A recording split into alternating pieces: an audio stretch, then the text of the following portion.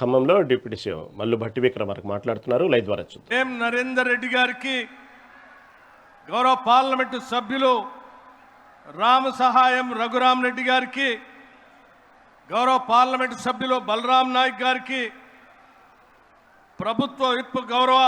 ఆది శ్రీనివాస్ గారికి, ప్రభుత్వ విప్ గౌరవ డాక్టర్ రామచంద్ర నాయక్ గారికి, గౌరవ శాసన సభ్యులు పాయ వెంకటేశ్వర్ల గారికి, గౌరవ శాసన సభ్యులు కోరం కనకయ్య గారికి, గౌరవ శాసన సభ్యులు శ్రీ రామ్దాస్ నాయక్ గారికి, గౌరవ శాసన సభ్యురాలు మట్టా రాగమయ్య గారికి, గౌరవ శాసన సభ్యులు ఆదినారాయణ గారికి,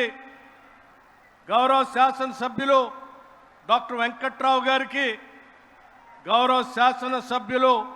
వెడ్మా బొజ్జు గారికి, గౌరవ శాసన సభ్యులు శ్రీ నవీన్ యాదవ్ గారికి, గౌరవ శాసన మండలి నాయకులు శంకర్ నాయక్ గారికి, గౌరవ శాసనసభ్యులు మనోహర్ రెడ్డి గారికి, గౌరవ శాసనసభ్యులు వీర్లపల్లి శంకర్ గారికి, గౌరవ శాసనసభ్యులు నాగరాజు గారికి, మరియు వేదిక మీద ఉన్నటువంటి జిల్లా అధికార యంత్రాంగానికి, అలాగే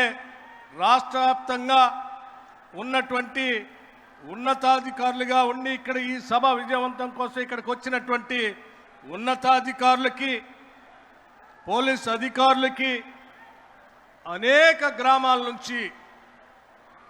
ఈ రైతు ఆశీర్వాద సభకి అశేషంగా లక్షలాదిగా తరలి వచ్చిన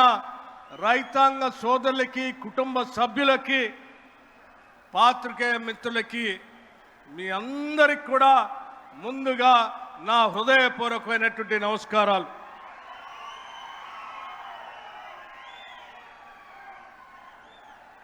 రైతు భరోసా సభని ఖమ్మం జిల్లాలో మధిర శాసనసభ నియోజకవర్గంలో ఇక్కడ ఏర్పాటు చేద్దామని చెప్పి మిత్రులు, మంత్రివర్గ సహచరులు చెప్పినప్పుడు ఇక్కడికి వచ్చి రైతులతో మాట్లాడితే ఇక్కడ ఉన్నటువంటి రైతులందరూ కలిసి ఒక మాట చెప్పారు. ఇది రైతు భరోసా సభ కాదు, మా అందరి గురించి ఆలోచన చేస్తున్నటువంటి ప్రజా ప్రభుత్వాన్ని, ఈ రాష్ట్ర ముఖ్యమంత్రిని, యావత్ కేబినెట్ సభ్యులందరినీ కూడా రైతులుగా మేము ఆశీర్వదించడానికి సిద్ధంగా ఉన్నాం. ఈ సభకి రైతు ఆశీర్వాద సభ పెట్టండి అని చెప్పి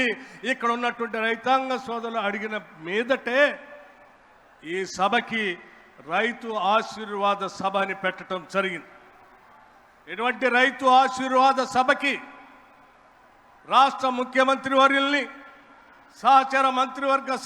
సభ్యులందరినీ కూడా, శాసనసభ్యుల్ని కూడా మధిర శాసనసభ నియోజకవర్గంలో ఈ కార్యక్రమం ఏర్పాటు చేసుకుంటున్నాం. రావాల్సింది కానీ ఆహ్వానించిన మీదట వారందరూ కూడా ఎంతో మనందరి మీద ప్రేమతో ఇక్కడికి వచ్చినందుకు మీ అందరి తరఫున పేరు పేరున మంత్రివర్గ సహచర సభ్యులు అందరికీ, శాసన సభ్యులకి, మీ అందరి తరఫున వారికి నేను కృతజ్ఞతలు తెలియజేస్తా ఉన్నాను. అట్లాగే వారందరూ వచ్చినందుకు గౌరవ ముఖ్యమంత్రి గారిని, మంత్రుల్ని అత్యంత ఆదరాభిమానాలతో, గుండెల నిండా ప్రేమతో స్వాగతం పలికిన మీ అందరికి కూడా మరొక్కసారి నా హృదయపూర్వకమైనటువంటి ధన్యవాదాలు తెలియజేస్తా ఉన్నాను. మిత్రులారా, స్నేహితులారా, రైతాంగ కుటుంబ సభ్యులారా, మీ అందరికీ లక్షలాదిగా తరలి వచ్చిన మీతో పాటు రాష్ట్ర వ్యాప్తంగా చూస్తున్నటువంటి అనేక మంది ప్రజానికానికి కొన్ని విషయాలు స్పష్టంగా ఈ సభ నుంచి చెప్పాలనేటువంటి ఒక చిన్న ఆలోచన మాకు. ఈ రాష్ట్రంలో మహిళలని మహాలక్ష్ములుగా చూడాలని, పూజించాలని ఈ రాష్ట్ర ప్రభుత్వ లక్ష్యం, ఆకాంక్ష. రైతుని రాజులుగా చూడాలని, గౌరవించాలని మా అందరి ఆశ, ఆకాంక్ష. అందుకే